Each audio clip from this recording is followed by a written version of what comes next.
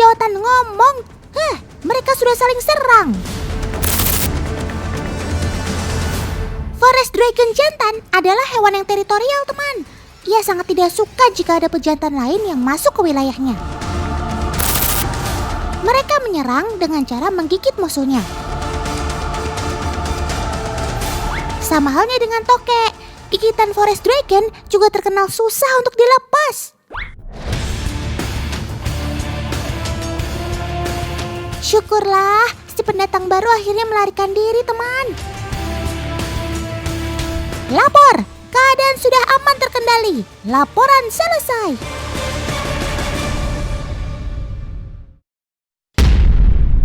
Itu apa ya? Tidak. Sepertinya ada yang tidak suka dengan kehadiranmu, Sob. Benar saja, teman. Ular pohon ini merasa terganggu dan mau menyerang Sobat Otan.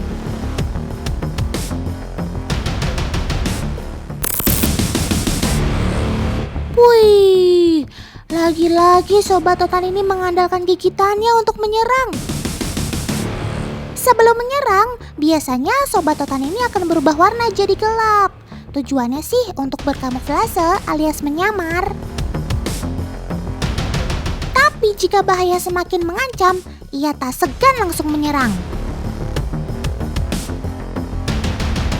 Lihat teman, ular pohon ini nampaknya juga tidak mau kalah. Dia berusaha melepaskan diri dari gigitan Sobat Otan.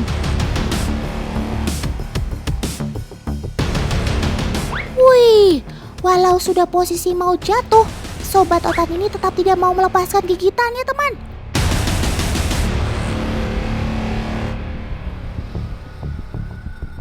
Sudah, lepaskan, Sob.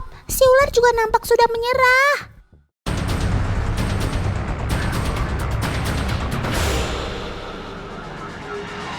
Akhirnya, kamu melepaskan gigitan kamu juga, Sob. Ayo, sekarang pergi ke tempat yang lebih aman.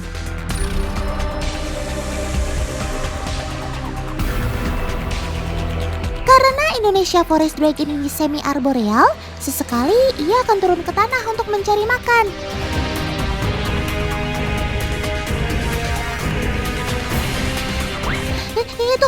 Itu kan lipan! Kabur!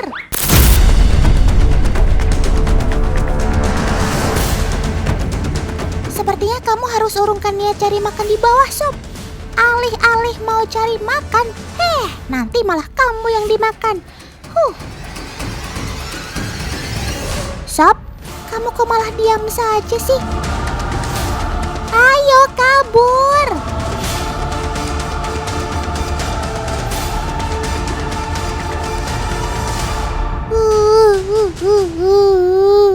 Akhirnya mereka saling serang, teman. Sama halnya dengan Forest Dragon, gigitan juga jadi jurus andalan jurus lipan untuk melumpuhkan musuhnya. Saat keduanya menyerang, mereka akan saling gigit. Tetapi gigitan keduanya tidak terlalu lama, seperti Sobat Otan ini menggigit ular, teman. Kekuatan mereka tampaknya seimbang, sehingga setelah menggigit, mereka lebih memilih untuk melepaskan. Syukurlah tidak ada yang terluka di antara kalian. Damai gini kan enak, Sob.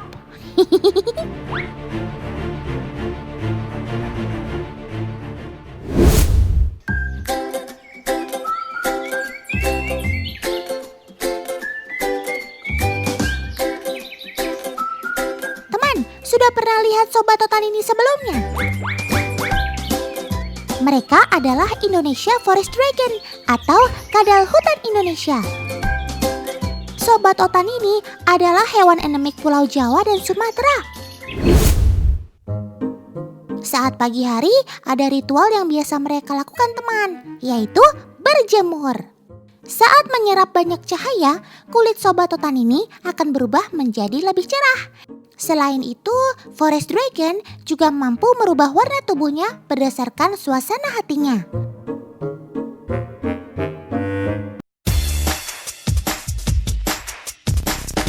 Di pegunungan, hewan ini mudah dijumpai di atas pohon yang dekat dengan aliran air. Mereka sangat suka tempat yang lembab dan juga terang. Terkadang mereka jatuh ke air saat berjalan di antara ranting pohon. Atau mereka juga sering berenang untuk menyeberangi sungai. Cara mereka berenang tidak berbeda dengan reptil lain, teman.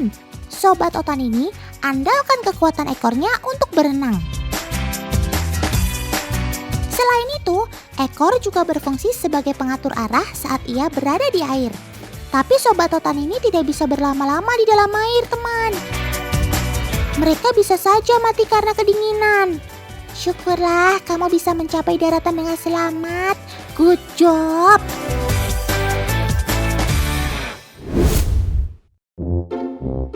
Teman, setelah masuk musim kawin, forest dragon betina akan cari tempat yang aman untuk bertelur. Mereka akan menggali tanah untuk menaruh telur mereka. Setelah selesai, telur-telur tersebut akan langsung dikubur. Lalu, betina akan langsung pergi meninggalkan telurnya sampai anak-anak kadal menetas.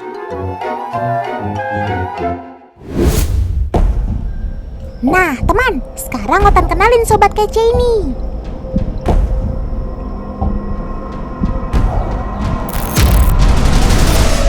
Walah, si kobra benar-benar tidak bisa menahan emosinya.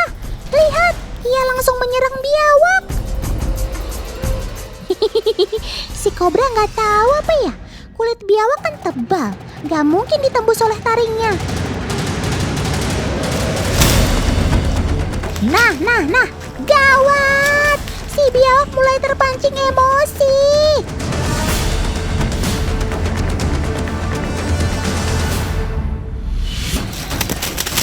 Kan, sekali gigit, si ular kobra dibikin tidak berkutik.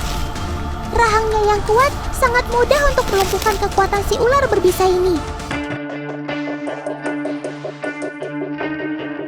Makanya, kalau emosi tahan dikit kan bisa. Lagian biawak mungkin cuma numpang lewat di wilayah kekuasaan kamu.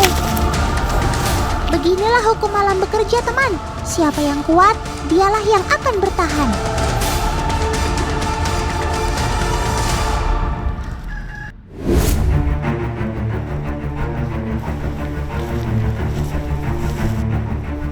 Kenapa ada dua biawak di sini?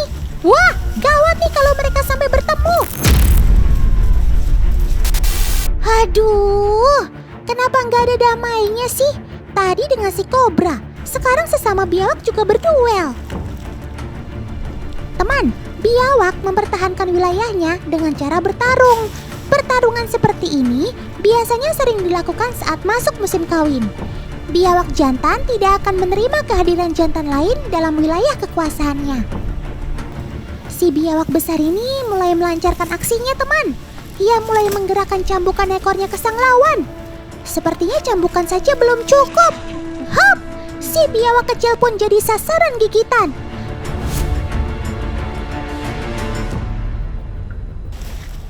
Akhirnya, setelah beberapa lama, si biawak besar melepaskan gigitannya. Ayo biawak kecil, cepat kabur. Lega deh. Untung saja kamu segera pergi. Hampir ada pertumpahan darah di sini. Teman, selain gigitan, ekor menjadi senjata andalan biawak. Sabetannya mampu melumpuhkan musuh dan mangsanya. Nah, kali ini Otan akan menguji kekuatan sabetan si biawak. Agen Otan sudah menyiapkan beberapa balon berisi air. Oke, kita mulai ya. Agen Otan akan memancing agar si biawak merasa terganggu dan menggerakkan ekornya. Apakah sabetan ini mampu memecahkan balon? Sabetan berikutnya. Ya, balon-balon pun akhirnya pecah. Gimana? Gak diragukan ya kekuatan ekor Sobat Otan ini? Ih, Otan jauh-jauh deh kalau gitu.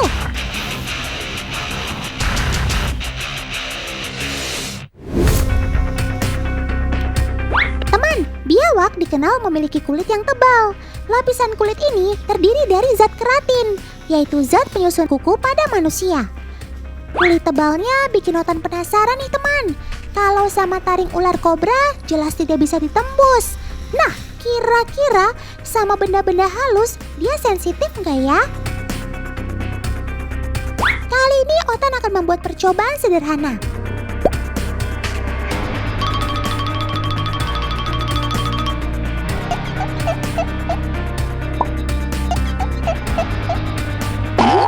Wah, si biawak mulai merespon.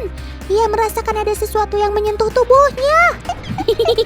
Jangan-jangan kamu merasa geli ya, Sob? Nah teman, bagian dekat pangkal ekor inilah yang sangat sensitif ketika disentuh. Karena kulit bagian ini tidak setebal kulit lainnya. Coba perhatikan, si biawak langsung bergerak ketika bulu menyentuh area pangkal ekor ini. Maaf ya Sob, Otan gak bermaksud membuatmu kaget. Gimana? Sudah terbukti ya teman? Meskipun kulitnya tebal, ternyata si Sobat Otan ini sensitif terhadap sentuhan.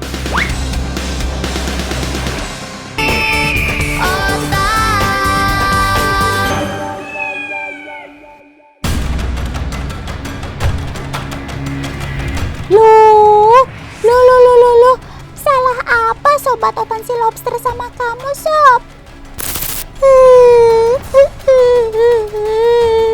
Otan gak mau ada pertikaian lagi. Otan sudah lelah. Otan pengennya hidup damai aja. Sudah, hentikan. Hei, kamu, si kuning. Dengerin Otan gak sih? Tadi lobster, sekarang si kepiting kamu makan juga. Oh my gosh, kamu sungguh terlalu. Tunggu, coba Om Editor ditarik mundur tayangannya.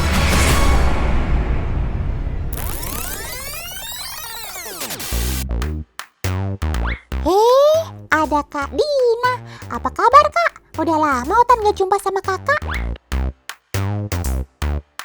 Wih, sekarang lagi koleksi udang lobster sama ikan ya? Kayak artis-artis aja nih yang sekarang banyak pelihara ikan juga.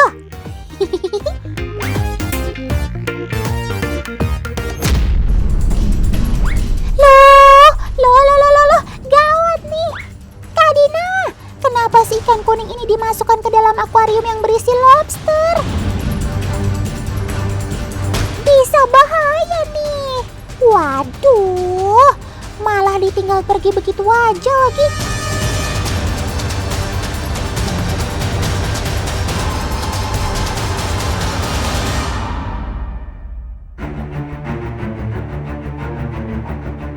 Tuh kan, Otan bilang juga apa?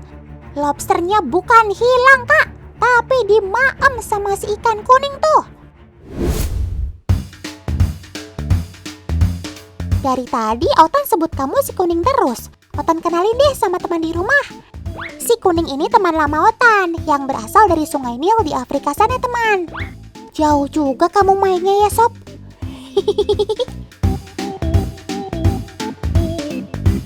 Nama populer Sobat Otan ini ialah Fahaka pufferfish atau ikan buntal Fahaka. Kalau nama ilmiahnya sih Tetraodon lineatus. Sobat Otan ini merupakan jenis ikan buntal yang hidup di air tawar teman.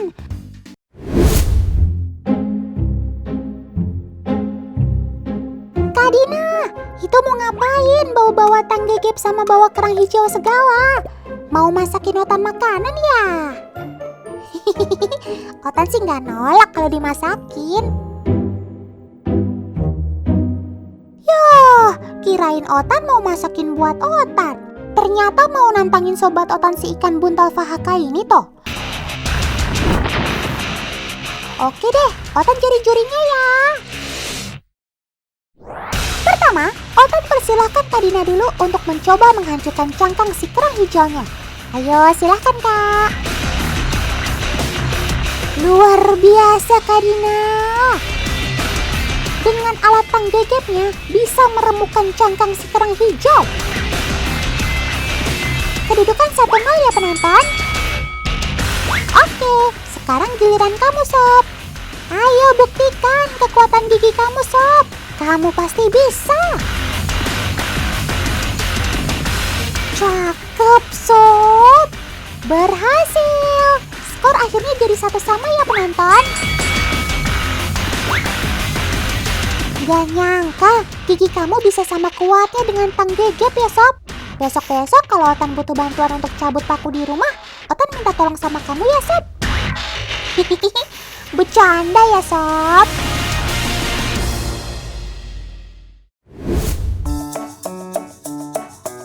Makanan kesukaan Sobat Otan ini memang yang bercangkang, seperti kerang, siput, kepiting, maupun udang lobster. Sobat Otan ini tergolong ikan predator teman. Giginya yang tajam menjadi andalan utamanya untuk menghancurkan makanannya. Kalau dilihat-lihat, gigi kamu kayak hewan pengerat ya sob. Gimana teman di rumah? Kebayang kan kekuatan gigi Sobat Otan yang satu ini? Jadi hati-hati aja ya kalau ketemu Sobat Otan ini. Kalian harus waspada dan jangan anggap sepele.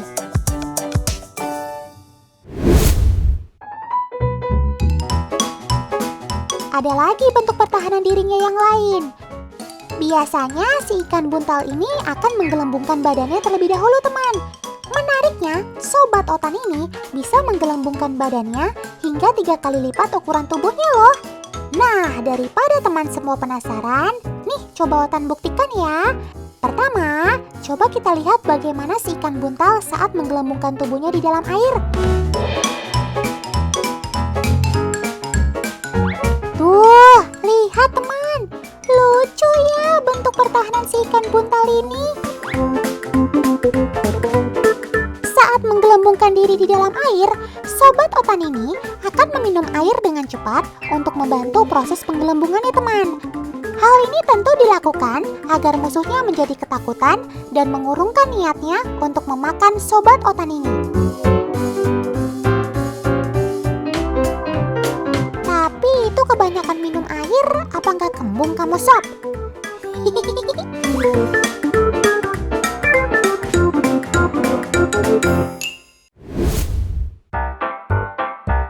Lalu bagaimana jika si ikan buntal ini Otan angkat dari permukaan air? Apakah ia akan menggelembungkan dirinya juga? Yuk kita cari tahu jawabannya bersama Profesor Otan.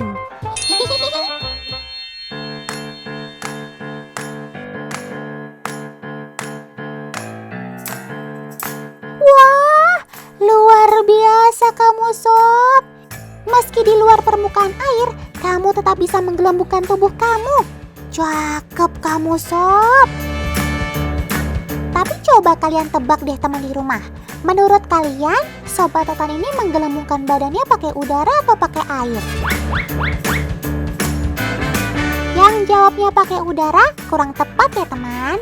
Jawaban yang tepatnya adalah tetap menggunakan air yang diminum si ikan buntal.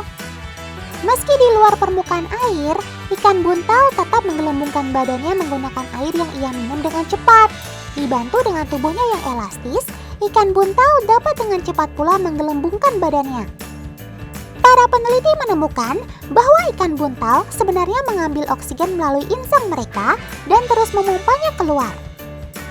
Selain soal ikan buntal menggelembung dengan udara, kesalahpahaman banyak orang lainnya adalah Sobat Otan ini tetap dapat hidup di luar air karena mereka dapat mengisi perut mereka dengan cadangan udara. Padahal, jika Sobat Otan ini dibawa ke atas permukaan air terlalu lama, mereka juga akan dengan cepat lemas dan mati teman.